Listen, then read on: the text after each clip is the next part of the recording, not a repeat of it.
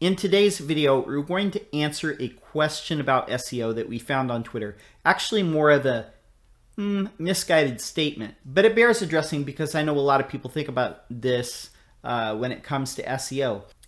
The author of this tweet said, Google should really think about how it ranks more esoteric subjects because most of the top ranking articles are listicles. Instead, Google should surface the best articles by the best authors on the subject, or the expert authors on the subject. So this is not the worst take on SEO, but it betrays how people think SEO should work versus how it actually does work. Something we've said before in the past, it bears repeating right now. Google's machine learning does not have the ability to determine who the experts are in esoteric subjects.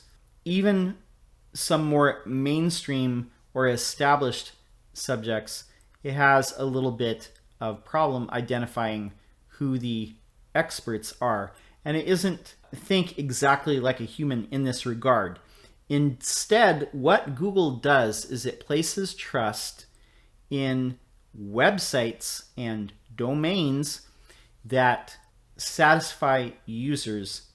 And how they determine this, well, first, keywords in the page, subject matter of the page, subject matter of the site as far as content depth of the entire subject, but also how users respond to similar articles or articles that have been on this site in the past and have seemed to satisfy people. And I only say this because I see a lot of sites that don't have the strongest backlink profile, but the content that they put on there does well in ranking with anonymized users that are writing the content, anonymous authors, or just the site itself is listed as the author. And the reason why Google does this, it no longer has the Google authorship that it had way back in the Google Plus days, where people had to triangulate where they were writing in an effort to identify different authors. I have a feeling that it was like more difficult to determine who was writing what via triangulating these different profiles. And I think maybe what happened too is instead of doing that, it was just easier to rely on different websites and put the trust in the websites themselves instead of in the best authors. And the reason why they did this too, the secondary reason is it's easy for people to just slap a famous person's name on an article or say, this article was written by or peer reviewed by a PhD in this subject.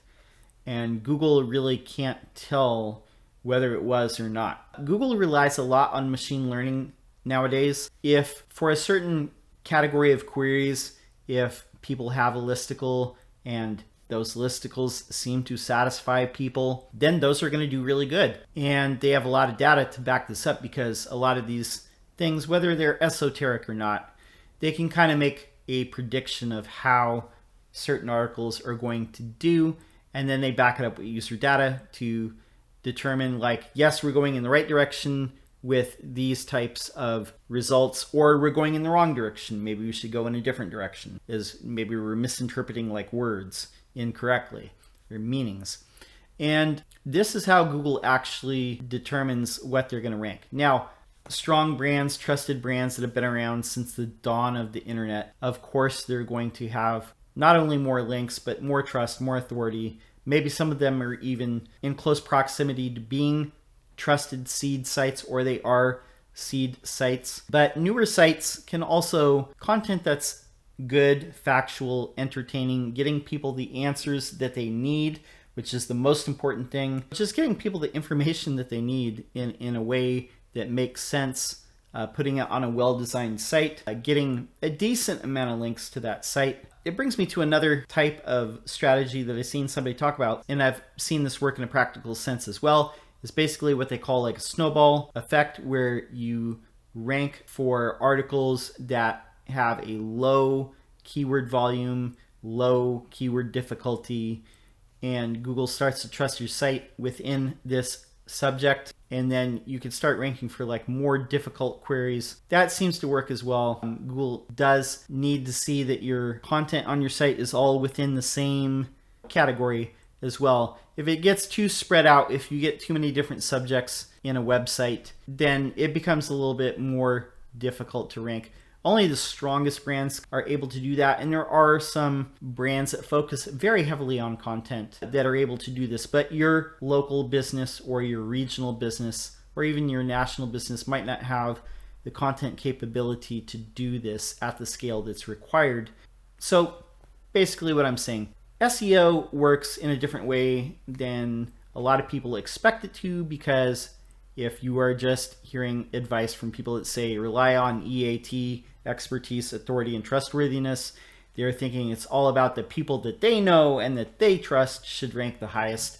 And Google doesn't necessarily work like that. They're looking at the content first. They're looking at the user data once they start sending traffic to that particular page.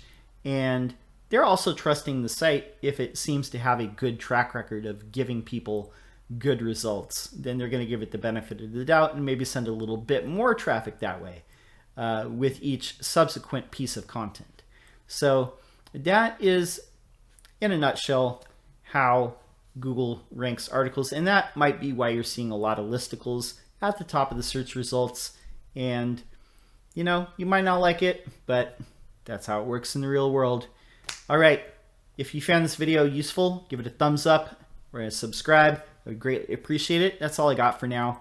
This is John Locke for Lockedown SEO, and until next time, peace.